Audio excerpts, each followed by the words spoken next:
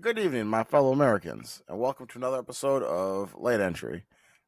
This is going to be your favorite, if not already is your favorite place for the hottest sports news, wildest viral content, and conversations guaranteed to make you laugh. My fellow Americans, I am joined by the one and only Captain America, You're and a special friend of mine, RBF Kyle. Good evening, Americans. How are we? A lot of people ask, we say we're the best. All right. Tonight we've got a pretty good show lined up for you. We're going to talk about some comments Jerry Jones made about Dak and Micah. We're going to give you our top 5 receiving core, like for each team. Going to talk a little bit about Shemar Stewart, Trump wanting to hold up a deal for the Commanders' new stadium based on their name, some based or BS, all due disrespect, give you an NBA update on 3 very big moves that have happened, and as always, finish off with funny posts. Before we get started, I do want to announce we have solidified the details. This upcoming Wednesday, we are going to be doing our first ever live show. This will be at 10:15 Eastern, 9:15 Central on TikTok. We are at Late Entry Podcast on TikTok. Once again, that is 10:15 p.m. Eastern, 9:15 Central. So we will catch you there. All right, let's get into it. So Jerry Jones was doing, I think, a media day from training camp, and he had basically was talking about Micah Parsons' contract and about how he had taken a shot out of nowhere, basically saying that even if they sign Micah Parsons, there's no guarantee that they'll have him, as he missed 6 games last season, which was fact-checked to actually be 4 games.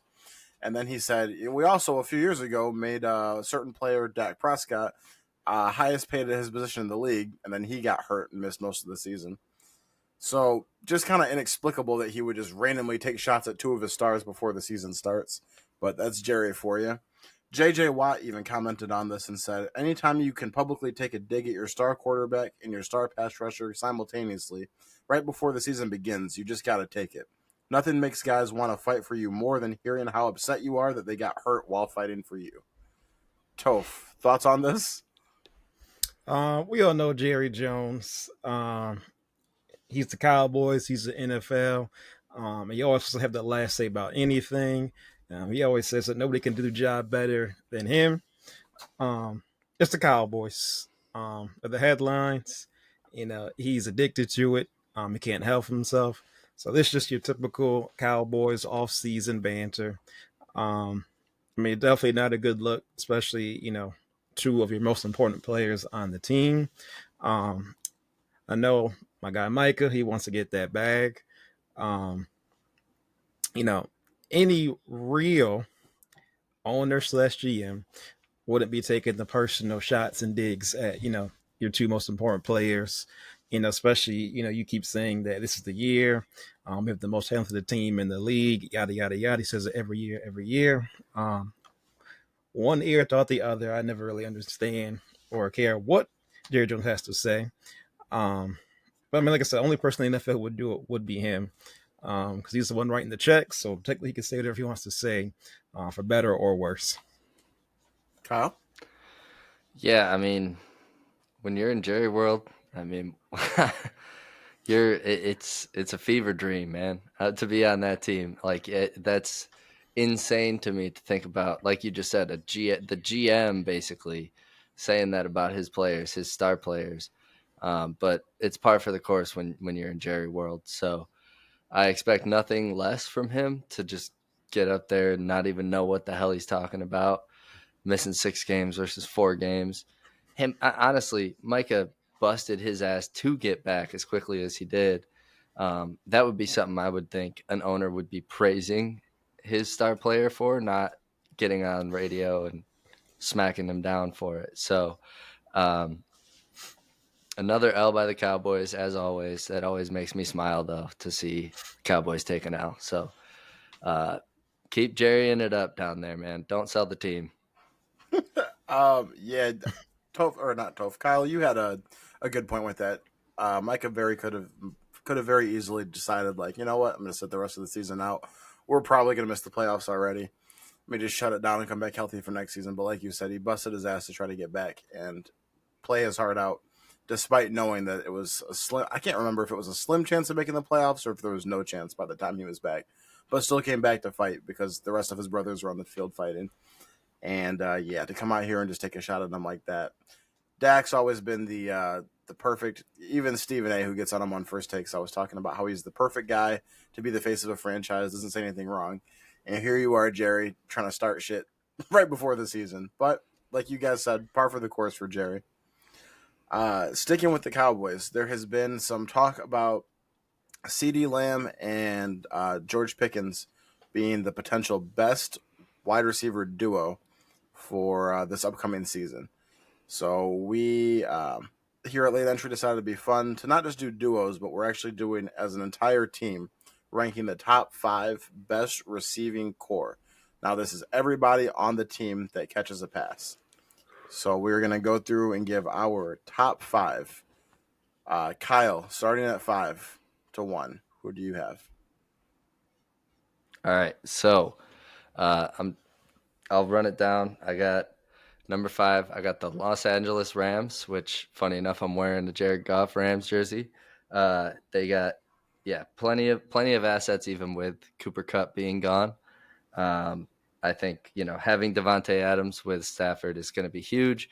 I know that we're not trying to necessarily put the quarterback's weight into it too much, but Devontae Adams is still him, I think, at the end of the day. Number 4, I have the Cincinnati Bengals, best wide receiver 1-2 duo. And Gesicki is, he's all right, but just those two alone. And then you got Chase Brown catching passes. Not bad. Number 3, I got my Detroit Lions. I think they're deep in the wide receiver position in general, all the way across 1 through 4. And then I also think you add Laporta and Gibbs into that puts them in the top 3. Number 2, I have the Eagles with A.J. Brown, Devontae Smith, Saquon, and Goddard, obviously.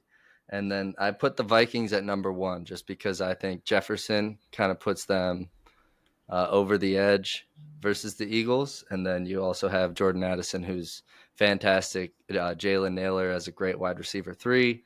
And Hawkinson. I mean, they're lights out across the board. J.J. McCarthy would be insane not to have a decent season this year. So one more time, I'll run through it. Number 5, I got the L.A. Rams. Number 4, the Cincinnati Bengals receiving core. Number 3, the Detroit Lions, my boys. Number 2, Philly Eagles. Go Birds, I guess. And number 1, Vikings. Okay. Toph? So mine, this was a little messed up. Because I was doing more duos with a little slight miscommunication.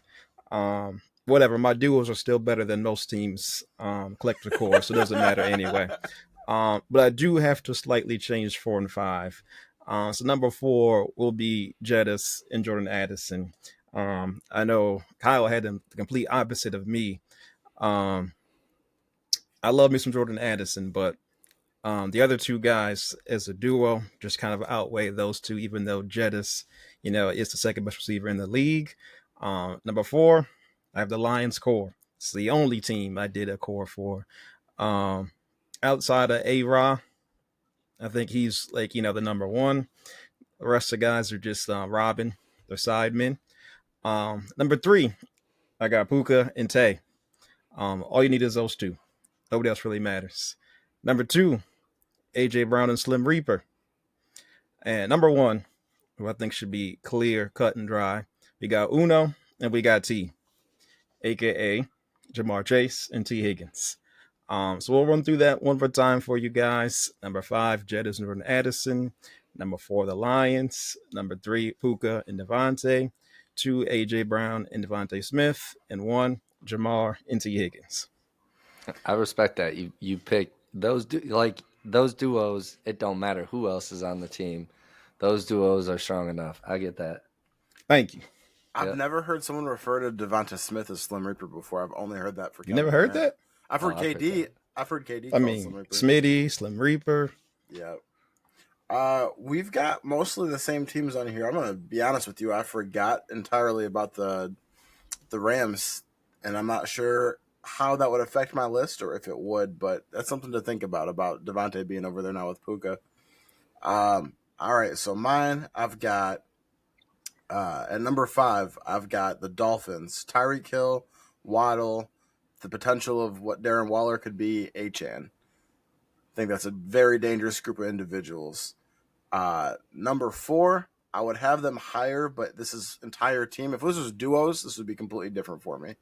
But since it's entire team, I got the Bengals, Chase and Higgins. I would have them as the best wide receiver duo. He's gone. That's where I put them too. I'm surprised I agree. They're the best duo. They're the best duo, but they're not the best whole team receiving core. It comes down to the Give me spot. those two over almost every other team's whole core. It doesn't matter. Everybody else their has offense is insane. They're electric. everybody else has so many options for distributing the ball. That's the only reason they're so low. You don't need other options. You just need those two. Then you're good. But go ahead. You're right. They also need Joe Burrow to throw the ball to him. Browning ain't doing that. We had Browning. We were good. We were cooking. Number 3, About a game and a half. I've got the Vikings. I got JJ, Addison, Naylor, Hawkinson, Aaron Jones. That is 5 people right there that can get the rock and do dangerous things with it.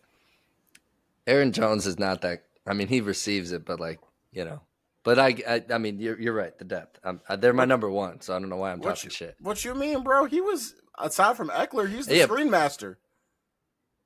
Yeah, back with Green Bay, but he wasn't really getting set up like that in Minnesota that much. I mean, I could be made a fool. Someone could probably catch me in the comments, and he could have had like 85 receptions last year, but I didn't see it. I think I'm just an Aaron Jones hater. I don't know. Number 2. That's why I didn't even throw him in there. I have the Lions at number 2. They've got everybody on the team can catch passes, dog. They got St. Brown, Jamo, Laporta, Gibbs, and 1,000 tight ends that are going to get open for a 2-point conversion. That's a whole team that can catch passes. Not even talking about the rare throw to Monty. Like, you know what I mean? Oh, The Lions, everybody there dangerous. Or Penei Sewell, fucking watch out. Yeah. Number 1, I have I've got the Eagles. I've got AJ Brown, Devonta Smith, Saquon. Only because those 3 are all incredibly, incredibly dangerous. Saquon catching passes, take that boy to the house.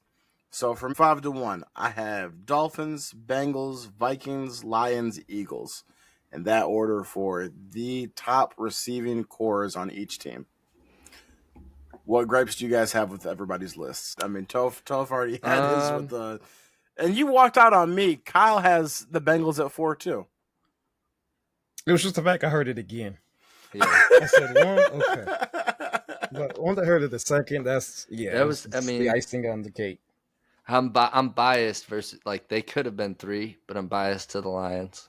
I just feel like the Lions and the Vikings have the most receiving weapons, but I feel like the Eagles have the most dangerous. They have the most weapons. options. And I mean, they weren't even in my honorable mention, but the Packers are kind of in that family of you never know who's going to pop off. The issue is the Packers don't have that wide receiver 1 kind of locked in. Hey, Matthew Golden might be. If you ask me, it could be. What's that? The rookie Golden. He might be. Something. Golden. Yeah, I was just gonna say. I think Golden might fill that gap. I almost put them on there. I know they were kind of in my head, but yeah, the Dolphins I was really about could to put Golden and Jaden Reed. The Dolphins really could shoot up there. It's just a matter of. I know this is about the talent of the receiving and not the quarterback, but I mean that does matter for their production at least a little bit. So that's why they can't go any higher. All right. I think I give Toph a B+ and Spencer a B. That's where I'm at. You liked his list better? What did you not like on Slightly. mine? Just because, especially because he went from duos and he stood on business on it, I gave him that extra like 2% that he stood on business on what he originally said and said, these two are going to stand against all y'all's receiving cores. Okay. Where'd you put the Lions in there, Toe? 2. Number 4. I switched Number 4 and 4. 5. No, definitely not 2. No. I thought he was Let's asking not me do first. that now. Yeah. No, I know you No, went 2. Yep. no. All right. Toph, tell us about Shemar Stewart.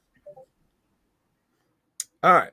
Shemar Stewart. It's a lot to unpack right here. This is basically the Bengals' first overall draft pick.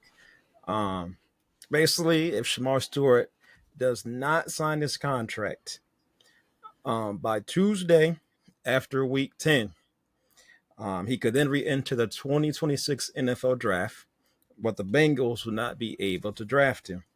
He could also potentially play in another professional league like the CFL, the XFL, but the Bengals would still retain his NFL rights.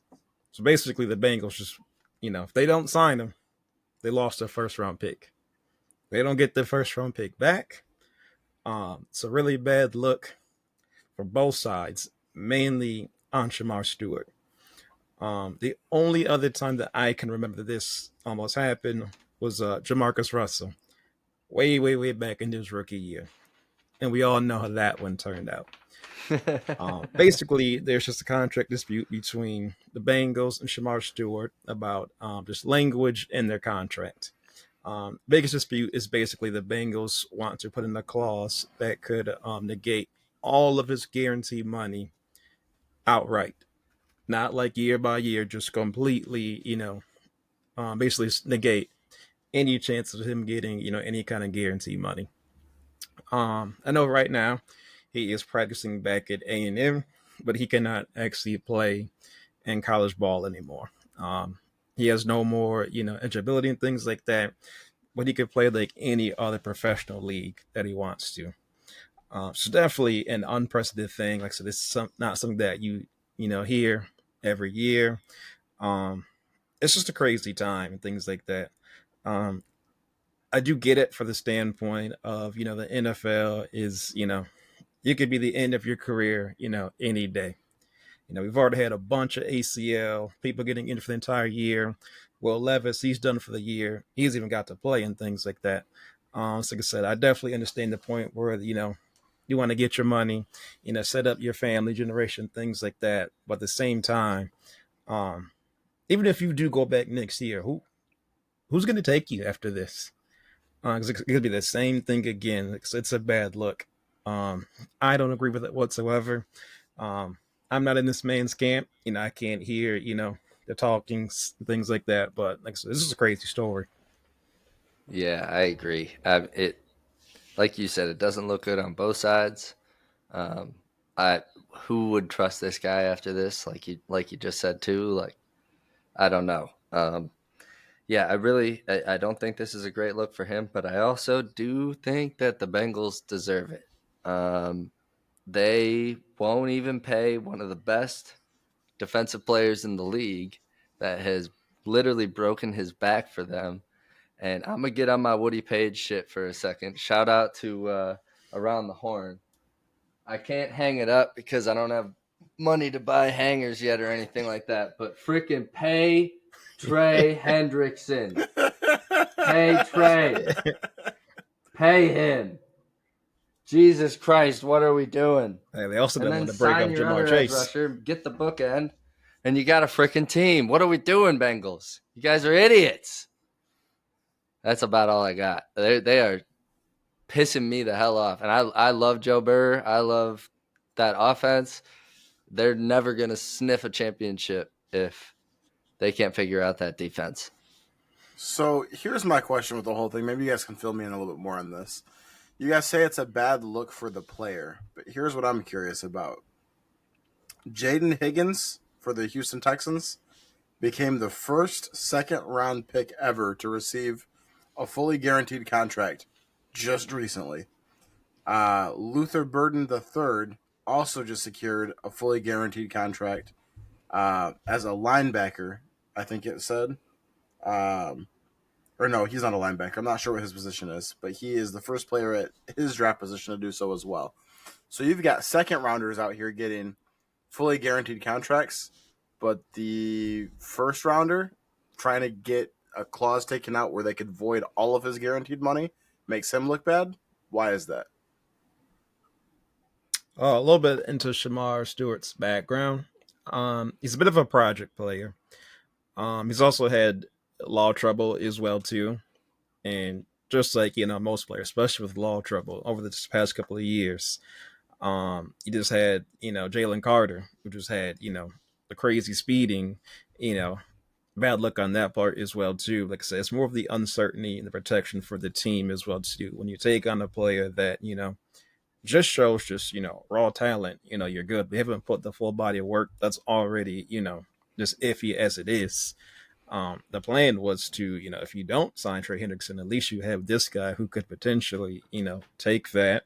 So you could say something a cop out for the Bengals to kind of say, okay, we don't pay him. We'll bring this guy in, save somebody down the road. But I mean, we know how the NFL is with the collusions. We've seen quote unquote people get blacklisted, things like that. Like I said, as I always say, nobody's bigger than the shield. For Shemar Stewart, who, like I said, I don't know this man's whole famous situation, but you got to think this guy is trying to do whatever he can, provide for his family and set everybody up and things like that. Where so maybe you might just have to take one, bite the bullet here, ball out, and get your big contract. Like I said, if this doesn't work out, he doesn't play his cards right. I'm pretty sure all of us, we're not making millions of dollars at one check. We're good. Something like that. Like I said, I wouldn't personally take the chance to mess it up, be like, damn, I messed this up. There's no redos and things like that. Like Eminem said, one chance. That's just me looking at it and things like that. I know, it's a lot easier for me to say that in my position as far as him. Like I said, you can't beat the NFL. You can't beat the Shield. They're undefeated, man. No, Kyle? I completely agree with what he's saying, and kind of to bounce off that, Shemar Stewart didn't show a bunch of consistency in college, and now something like waffling on a contract this early and not just kind of agreeing and trying to earn your spot a little bit as a rookie like anybody else. I think that just looks bad to other NFL teams, like as a trust thing, as an optics thing. So yeah, I'm not trying to slight the player. I'm not saying anything wrong against him, but I just think that part kind of could even damage his draft stock next year, no matter what he does in the CFL or whatever, So I was not aware of what his legal troubles were before we started this. I did see that the owner was basically saying that because the language has to do with like, yeah, if something happens to where he has to be like, if he gets suspended or something like that, that they can void that money out. The owner did say something about basically like, we don't want to pay all that money if somebody's sitting in jail. That's like to paraphrase what he said. The only thing that I would say for this, no issue if you don't, but do you know, Toph, what the legal problem was that he had? No, not exactly. No? Okay. My only situation with that is that you took him in the first round. If this was like round 5 through 7, we're having this conversation, I feel like that'd be a little bit different. But I mean, you've got to have some confidence in the player to take him with the first round pick. To then take him that high and then be like, well, I don't know. I don't know. I part of me feels like if you're not doing something bad, why would you have that concern? The other part of me is like, well, you did pick me knowing what I was. So I guess that's kind of where I'm at with that whole situation. I mean, I agree with you. The Bengals suck. They absolutely suck. They do not know how to hang on to good players on defense. I don't know what it is. I think if you're because you guys have obviously put in the point for the organization side, which has some irrefutable information. But from his perspective too, if you're sitting here looking at second rounders getting fully guaranteed contracts, you're probably like, That's tough. Right. That's tough. No, I get that standpoint, but like I said, we don't see this happen every year. This is a rare thing to happen. So was the guaranteed contracts for second rounders. I'm just saying, I like, mean, it's two yeah. completely opposites happening, I mean, and first you're round and seeing second both round of them. money. That's a big difference, though. True. That is a huge, huge difference. And first rounders have the 5th year opt in. So, like I said, it's a bit different. But like I said, I mean, I'm always for players getting their money, but at the same time, like if this doesn't work out, man, what other opportunity you're going to get this kind of money? Like I said, I Yeah. mean, you could also blame the NFLPA with their whole, debacle going on. If there was better, they'd have take care of those kind of situations where people didn't have to fight tooth and nail to get these, fully guaranteed contracts. We wouldn't have been in this position in the first place. So like I said, That's True. I true. mean, you could take it for both sides, to be honest. But, as a player, you have to do what you can do in your control. We don't have the days where, Sam Bradford could make 85 million right off the gate. You know, we can't do that anymore. So like I said, at the same time, I feel like you got at least, put it out on the field and, prove what you're right. Well, if the Bengals will pay the money, somebody's going to pay the money if you ball out. Defensive lineman is a premium position in today's game. They're making the big bucks from them. I just like him just kind of, he has super raw talent. This guy is freakishly athletic. Didn't have the stats in college, but like I said, a player of his size and ability, some teams just like, what, we got to take the chance on it. Because if he, maybe we could take and harness, his potential and maximize it. So I get it for that standpoint. And you try to make a splash. There's never a guarantee, but I understand why the Bengals did it, especially with the contract situations of Hendrickson. You remember a few years ago when Kyler went to sign his extension, and K1? they got blasted. The Cardinals did because they were trying to put language in the contract about like he had to make sure that he was Study the spending so playbook much and time things like studying. that. Yeah, like Yeah. logging the hours on the tablet, and that came to light, and everyone destroyed the organization for that, and they took that out of his contract. So it's a little bit similar, a little bit different, but Man, interesting I mean, world at of least K NFL played. This contracts. this guy hasn't even stepped on the field yet, though. True. I mean, absolutely true. Um. All right. So I saw this pop up on my. Not that we are a political podcast, but this is another situation where sports and politics intersect. I got a Adam Schefter Twitter alert earlier today. President Donald Trump is threatening to hold up a new stadium deal for Washington's NFL team if it does not restore its old name that is considered offensive to Native Americans. I'm not going to say what the name is. We all know what it is. But basically, there was two posts on, I think, his Truth Social where he was, I'm not going to read these whole posts, but basically him saying that they need to change the name back and that he is willing to, he said specifically, I may put a restriction on them that if they don't change the name back and get rid of that ridiculous moniker, Washington Commanders, I won't make a deal for them to build a stadium in Washington. He also said that the Cleveland team needs to change their name back as well, from Cleveland Guardians back to Cleveland Indians, and change their logo back. Indians, I think, is also not like it's Native Americans now, not Indians. But I'm kind of curious, like, one of all the things that a president has going on, why are you getting in the middle of a sports team making a new stadium? You're like, no, unless you change the name back, we're gonna go ahead and not let you make the stadium. I think that's kind of ridiculous. Um, I mean, and personally, yeah, I've grew up listening to all of the situations of the arguments in favor of switching the names. Like the previous name was offensive to the Native Americans, for one, and two. Have you seen the logo for the old Cleveland Indians logo?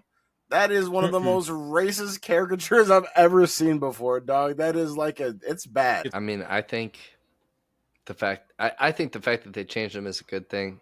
Um, Native Americans are very oppressed. I mean, so I think that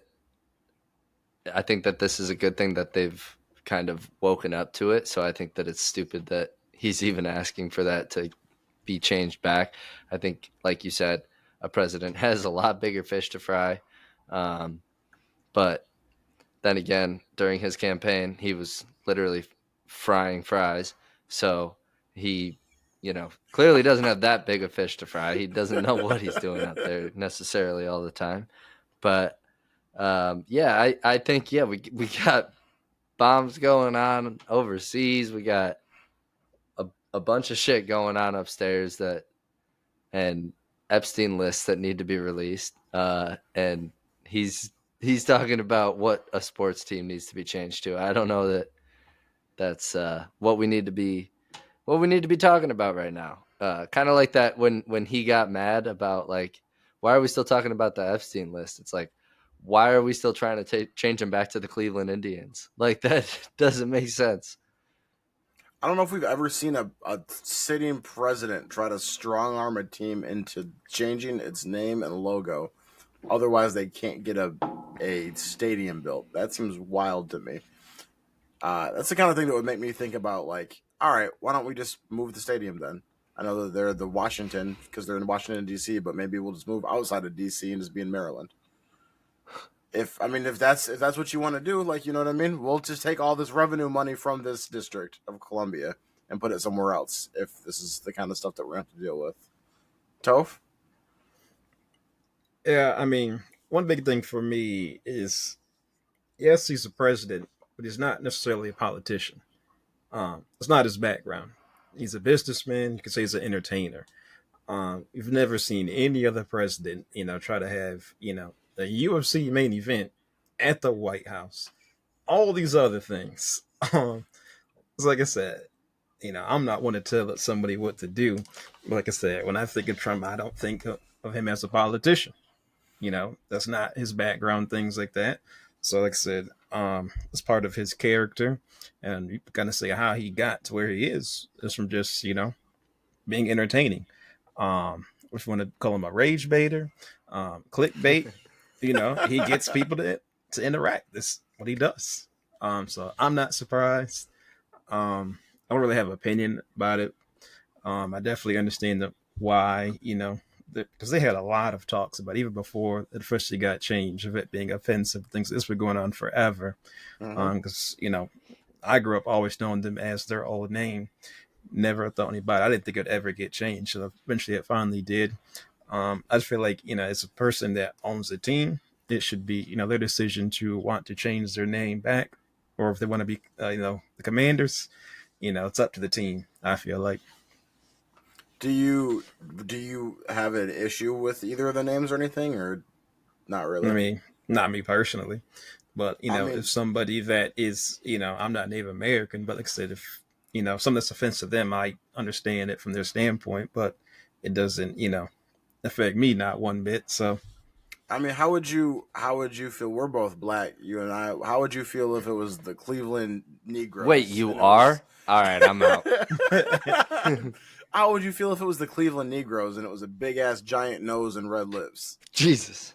That's what the Cleveland Indians logo looks like to me. I'm just picturing it. Just whew. All right. I'm a bit different. I just don't care. I felt racist just picturing it. I'm not gonna lie. I go to the beat of my own drum. People are gonna have their opinions. Whether or not it doesn't affect me at all. So they can say whatever they want. I don't care personally. I'm just the odd man out, but they can say whatever they want. I don't care. That's fair. I'd have an issue with it personally. I wouldn't want to see that. Walk outside and see a jersey with a big ass nose and red lips. That shit would piss me off, dog. All right, y'all ready for Monday Night Football?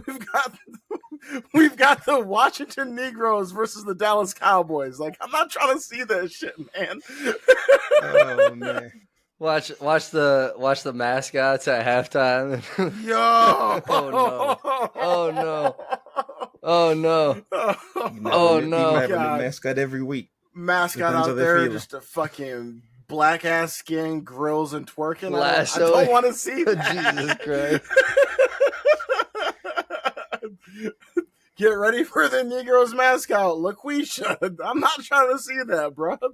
And as much as funny as hitting the crip walk.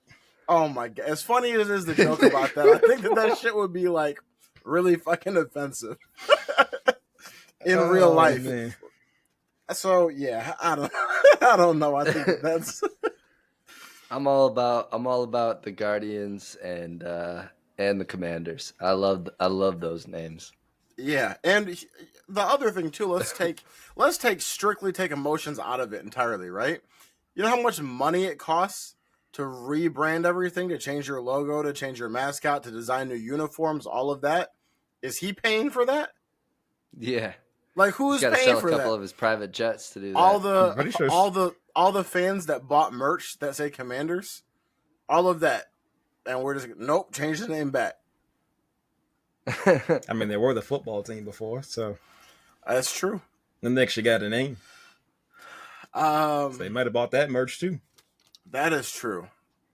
That's a good point. But to make them change Yeah, it very. again now too. Mm-hmm. Let's get into some all due disrespect. Kyle, who you got? Oh boy. All right. So, all due disrespect, fuck you, Tyreek Hill. Um, All we all right. know this man has been spreading his seed all around the state of Florida for the last couple years. We all know he's been up to no good off the field. But we're not here to talk about that. All right? We're not going to talk about that. That's not why I give him the all due disrespect. I just wanted to throw those in there.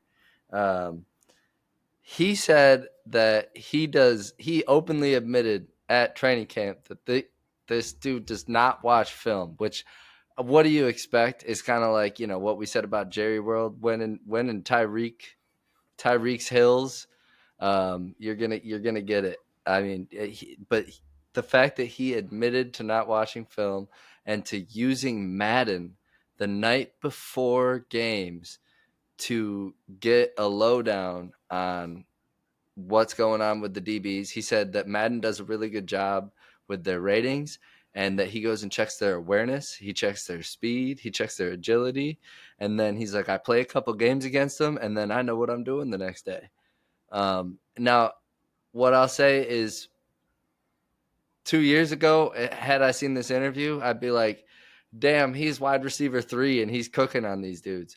But after the last season that he played, and I find this out, I give him all due disrespect because clearly he is not trying to play the game anymore. He's just trying to cash his check and get the F out of the league as soon as he can, as soon as he feels like he has enough money. That being said, due to all these children and all that child support, it's going to be a minute. That's crazy. That's crazy to admit. Like, it'd be one thing to be like universally regarded as like the GOAT and being like if you're Jerry Rice and you're like, yeah, I don't watch film, I just cook. Okay, you're I don't Jerry watch, Rice. yeah. But I would find that insulting to be a fan, to be someone that pays money to see him, to be the person that pays his checks. Like, you hear about the mentality of all the greats. Tom Brady did nothing but watch film. He went to practice, came home, and watched film. Everyone who wants to be the greatest at anything, you hear people tell the stories of that, of all the hard work and the sacrifices that they've made where they didn't do all these things in their personal life and instead focused on becoming the best of them that they could be in their craft and narrowing in on just that. And for you to come out here and just be like, yeah, I don't watch film, I just play some Madden and I go out and try to cook these niggas on Sunday. That's crazy. That's crazy. Toph, what you think? I just want to say shout out to Ocho Cinco. He's the one that does the Madden ratings. So Tyreek Hill feels like, you know, he doesn't have to watch film. He could just, log on to Madden, play a couple quick games. You're like, oh, another one DB, he's got 89 speed. Yeah, I'm going to click him. I'm just going to run a go route every single play. I'd do the same thing if I was him. Oh I ain't got no God. issue with it. Watch it. Let him Go the have a bad. deuces. Let him have a bad game next season and see if this doesn't resurface. It's going to be a low lights clip of him with that audio over top of it. Hey, man. Yeah, he's literally telling these DBs and coaches, like, oh, this guy's mailing it in against us. So. Every wide receiver has had a bad game. Also, the Dolphins had a revolver of his quarterbacks who played last year. So if he would have had anybody competent, he would have had his 1,000. He would have been able to, coast by, have no issues. All you gotta do is throw the ball as far as you can, and he's gonna go up there and catch it. He's That's all you just got to do. he's starting to turn into an Antonio Brown like character. At the end of last season, he literally quit on his team and would not go back into the game. Basically demanded a trade, then walked it back. Now hits you with this. If I'm upstairs, I'm thinking about the future. That's where I'm at with it. If I was Tyreek Hill, had to But they're play top last 5, year, right, I did the Spence? same thing. Get me out of here. Let me go anyway. But then he got stayed. Jacoby, we got Jacoby Brisket. We got Tyler Huntley coming off the couch. This man couldn't even make it through 2 games before he got hurt. We had anybody. He might as well get Dan Marino back. Shit. Toph, We saw how that went on that. What was that? An AT&T commercial? We saw how that went. All the old heads coming out again. Tofo's your all due disrespect. You know what? It's funny. I completely changed my mid thing, all because of Kyle. Oh. He just happened to mention Tyreek Hill, Miami, seed all over the place. We'll take it down to, we'll take it back to Florida. There's a guy by the name of I Show Speed. And I wasn't even going to do this, but, Kyle brought up Miami and Florida. And it's like, there's 2 guys that had a race just recently. And I keep seeing this guy on my feed nonstop. And I can't stand this guy. We're talking about Mr. Bionic Commando, Ashton Hall. If I see one more post of this guy hopping down from his Jeep and running down the street to show that he's fast, I'm a crash Where's out. my ice bucket at? Now, Speed, if you live on the rack and you didn't see Ashton Hall, this is really late, but he just brought it up and I just had to bring it back up again. Just because this man is always on my feed nonstop and I can't stand Ashton Hall. He called out Speed talking crazy. Talk about, we ain't got to do this. You can still back out. Speed, like a G said, come on. I'll do this. I don't care. Ashton had his whole production team, all the yes men out there, and he got beat 4 times in a row, and he made every excuse under the sun. He could not hold that L. SB said, Ashton, why can't you hold this L? You lost. So Ashton Hall, you got to hold that L with your dumb ass, man. Ashton Hall, say goodbye. Pack him up. I don't want to see this man. I want to hear the name Ashton Hall no more. Ashton Hall, that. Bryce Hall, Dante Hall. If you got Hall in your last name, I don't want to hear nothing about you. Because you might be related to that New York man. Jets, Breece Hall. If you lose three times, Breece cool. If you lose 3 times, what do you think the 4th is going to accomplish? That's all I want to know. Bro. Hey, 3 out of 5. That's 3 out of 5. It was so sad to watch, and he just kept begging for more. 4 out of 7, bro. 4 out of 7. Begging to get beat again. All right. As soon as you fail and face plant, that was it right there. Talk about I hit a pothole. Get your ass out of here, man. All right. Mine is going to be Travis Hunter's wife. Now, look. She had just posted.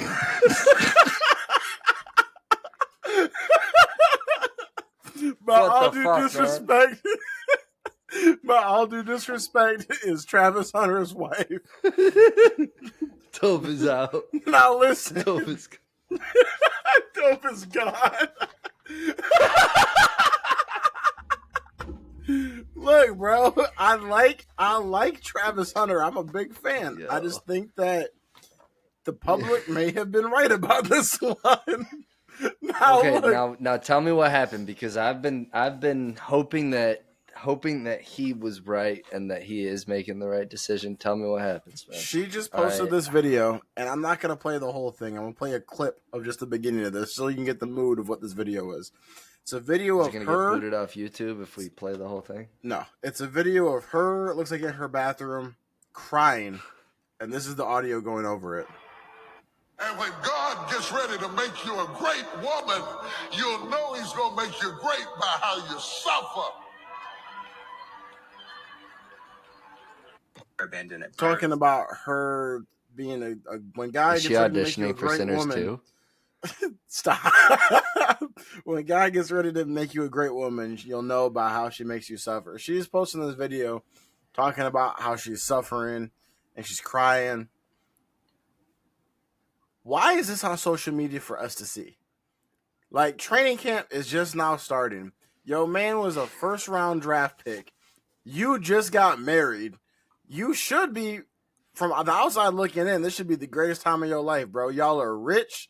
Yo, man is successful. You should be at home making sure shit's ready to go so that he can go to training camp, have a good training camp, and get ready for the season to start. Instead, after all of the last year of all the stuff that came out about you, about your relationship, all of that, which I'm not going to rehash right this second. Y'all can look this up. But for you to come out here and this is the focus, this is why people will talk about Travis Hunter as training camp has started. That's not protecting the family at all. Like, what is the need for this? If you are going through something, keep that shit internal. Go see a therapist. Like, I don't know why you're putting this out here for all of us to see. The only people that know you is as, like, publicly, is as Travis Hunter's wife, and everyone that thought that you were a gold digger or not with them or what, and you're making it seem like y'all about to get divorced. You just got married a few months ago. It's just not a good look, and I would be mad as hell if my wife was at home doing this. Like, I'm not in no way trying to say get your ass in the kitchen. That's not what I'm saying. I'm just saying, like, keep the family shit internal. Y'all are a public family now. There's eyeballs everywhere on the two of y'all. And there's tons of people waiting to fucking point and say, see, we told you so. And all this does is feed into that. Well, it's that Kelly Stafford shit, right? Like, she will talk like mad shit about something that Matthew, sorry, he doesn't like Matthew did at what he didn't get them a first class ticket on a plane thing, and he went viral for not getting them first class tickets. It's just like, you air that out at the dinner table. Like, why are we talking about this on our podcast or putting this on our live story? Like, why aren't you talking about this to me, your husband, so we can solve this shit? Yeah, I mean, I'll do disrespect. They're young, so it is what it is. Not, I guess, At least, I don't know. I disrespect your disrespect a little bit this time because really, they're young, and I don't know. I'm rooting for them, man. I am really rooting for them. at least with Kelly Stafford, they've been married for years. They got kids together.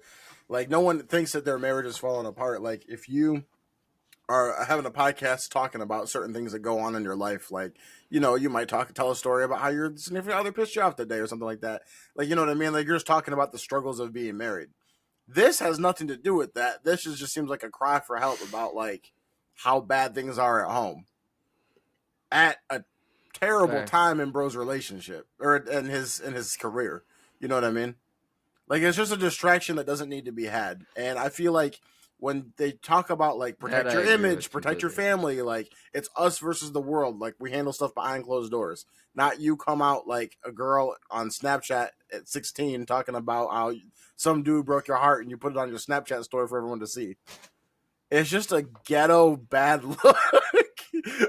That's how I feel about it. Toph? Fair enough. I mean, I agree with everything that you said. The problem is, they've made everything about their life, relationship, public. They got a YouTube channel together. I don't know what she does, like, in her personal life. I don't know if she works. I don't know if she does the laundry, the dishes. I don't know if she can cook. I don't know nothing about it. But you know what she do? You do know that she's at home crying. That's what you know. Yep. Like I said, it's. But you know what else you know? Travis about to go crazy this season. It don't even matter. Sorry, go ahead. That's true. He was out there working out with Trevor Lawrence because, boy, that boy needs some help. He got to save that man's career.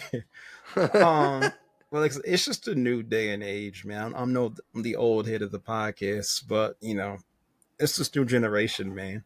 They overshare everything. The world's got to know. Everything has got to be, out in the open. There's no such thing as privacy.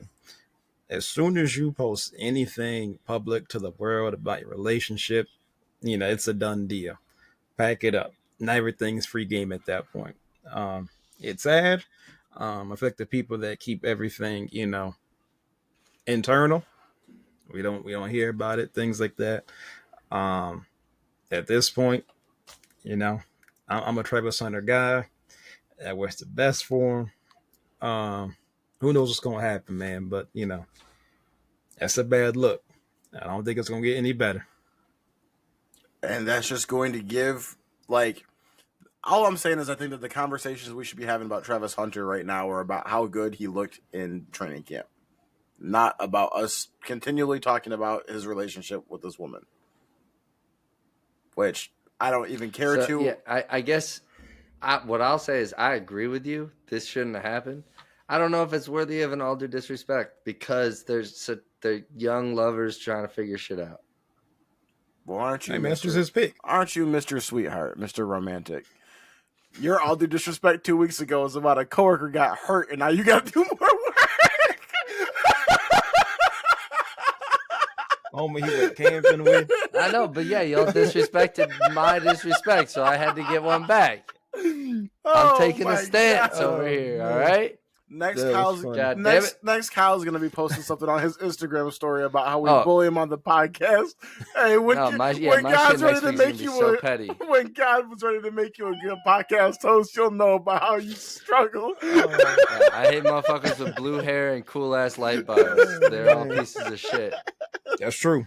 Come on, my haters. I love me some me. Oh God! Hey, like I say to everybody in their TikTok comments, if you leave a fucked up comment, you still watched, you still commented. That's right. Hey, living rent free. Oh, take time out of your day. All right. Due to the time, I think we're gonna wind up skipping our Baster BS this episode. Let's hop into the NBA update. So I'm going to give you guys 3 updates from players in the NBA. We don't have to give our thoughts on all of them. Just if anything specifically you want to mention, we'll talk about that. Number 1, Dame is back with Portland. Signed a 3-year deal with them. Going to spend the entire upcoming season rehabbing.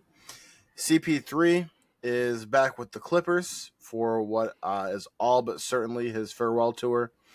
And Marcus Smart is with the Lakers. I'll start with my thoughts on Dame, and I'll kick this to Cap. I don't understand the whole Dame situation for both him and the team. I'll start with him. You went through all of this to finally sever the stuff with Portland after so long to go chase a chip, and gave Milwaukee, which is not even where you wanted to go, 2 years. Were hurt for both of the years.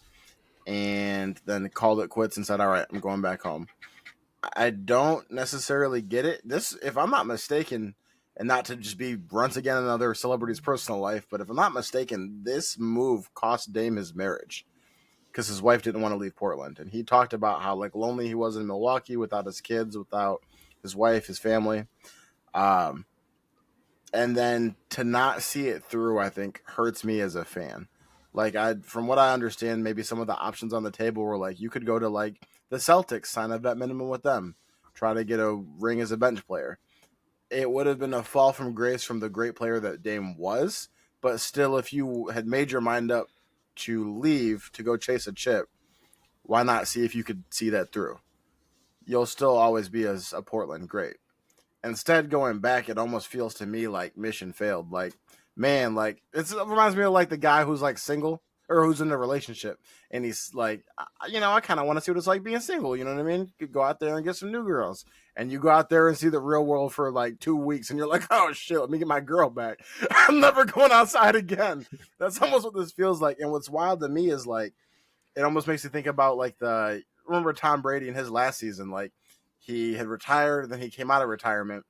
That last season, Tom Brady lost his marriage for 1 year of football where they did not do well.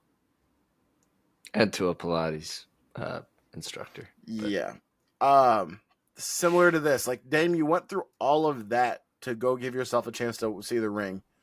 As a fan, and I'm not him, I don't know his personal life. As a fan, I really would have wanted to see that through. From the team perspective... real quick, from the team perspective, Sorry. I don't get what the point of this is. Like, are you trying to win? Are you trying to build for the future? What are you trying to do? I know that you have young players now. You got Drew Holiday, you got Scoot Henderson. You know what I mean? You're trying to do these certain things, and instead you're bringing back a Dame who's not going to play the entire season on a 3-year contract. Like, you're not setting yourself up in a position to win in the future. That was it, Kyle. No, yeah, that doesn't do much for Portland to me. Like, yeah, I think it's good for Dame. It's not good for Portland, I guess. But I think he'll be welcomed by the fans. Whenever he does make his return, he's going to be able to take a victory lap before he eventually retires. To me, I think maybe we'll see a resurgence of who he used to be because he's going to be so grateful for going home, going back to that girl that he left a couple weeks ago that he regretted. But I think we could see a small resurgence from him, but yeah, it doesn't move the needle for me, for the whole team, especially because he's going to miss this entire season. So yeah, I mean, good for Dame, got a contract, get to go out in style. Maybe you get to get your wife back. Who knows? For what was like a potentially top 3 point guard at one time in the league, this is a sad situation of where we're at now. But it also shows you that sports isn't always a super happy ending. And I think the happiest ending that we'll get to see for Dame is him eventually, hopefully taking a retirement last your farewell tour with the team that he was always with. Toph, I know you want to talk about Marcus Smart. Let me address the Dame situation here first. Go for it. This is the end of Dame, as we know it.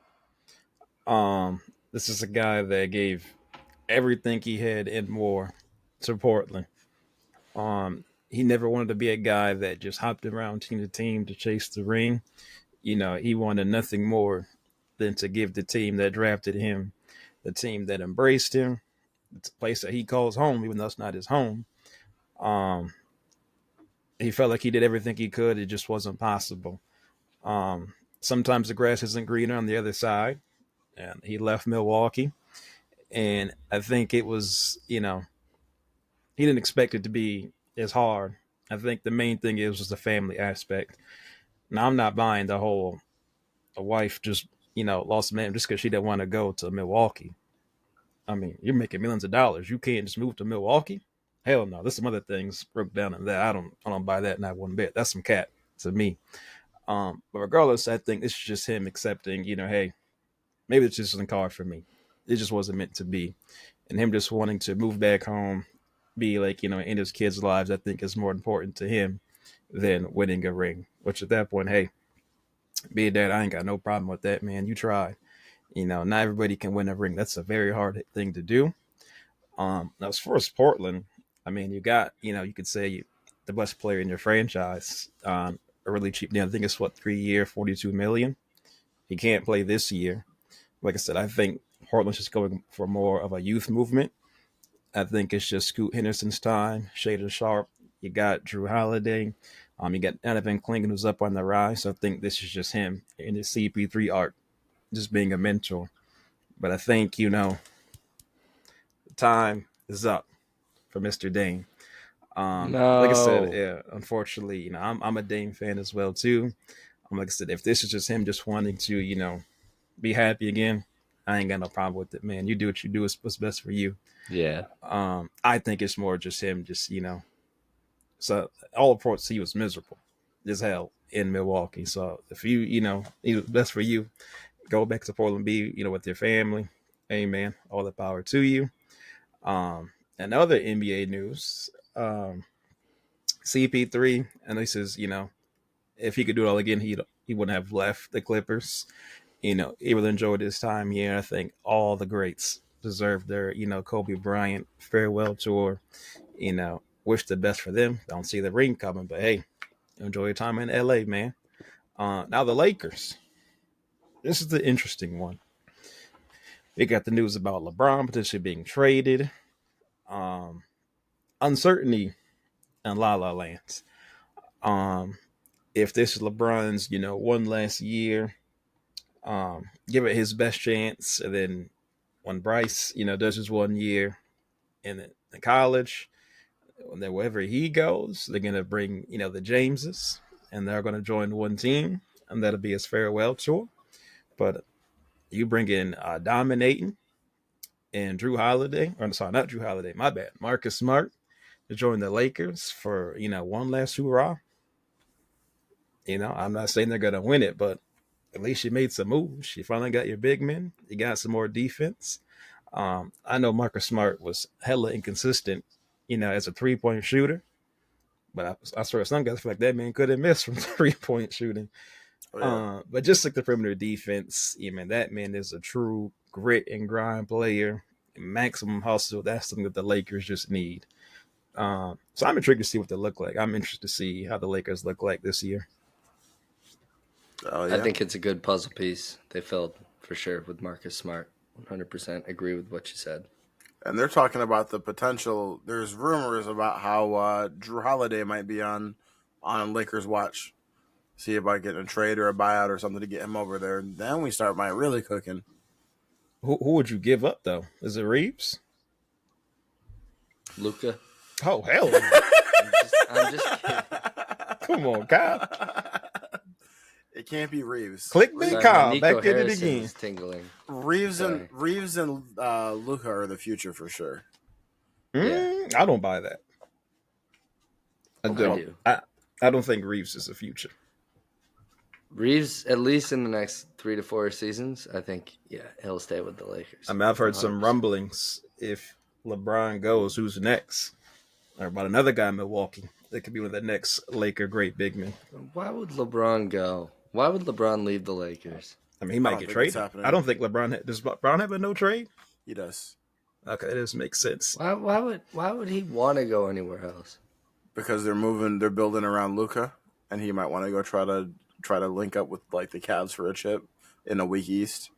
Every time he went back to Cleveland, good things happen. It's also an easier path. Much easier. I could get proven wrong, and he at could least do make it the and then win a finals. chip, Maybe not like, win, but to me, I don't think he's leaving. He's built a system. Yeah, I mean, they're building a team right now to win or to get far in the playoffs next year. There's no way he's leaving. He gets to play with his son. He gets to live by where his other son plays basketball. Like, why wouldn't you stay? I wouldn't leave if I was him. But I think that the argument is just the fact that he'd have the potential to, like Toph said, easier path. Go link up with the Cavs, try to win one more. I mean, if he wants to play with his son, wherever LeBron goes, you best believe Bronny's coming too. True. That is a package deal. All right, guys, that's it for Late Entry tonight. Thank you guys for tuning in. Important Wednesday. This Wednesday, 10:15 p.m. Eastern, 9:15 p.m. Central. Live show on TikTok. Tap in. We're going to be hitting you with the full rundown. We're going to have some good debates. We're going to have some rankings. It's going to be a fun time. Tap in. 10:15 Eastern, 9:15 Central. Don't forget to Lock in. Don't forget to like, comment, subscribe. And we will catch you guys on the next episode. Peace. Peace.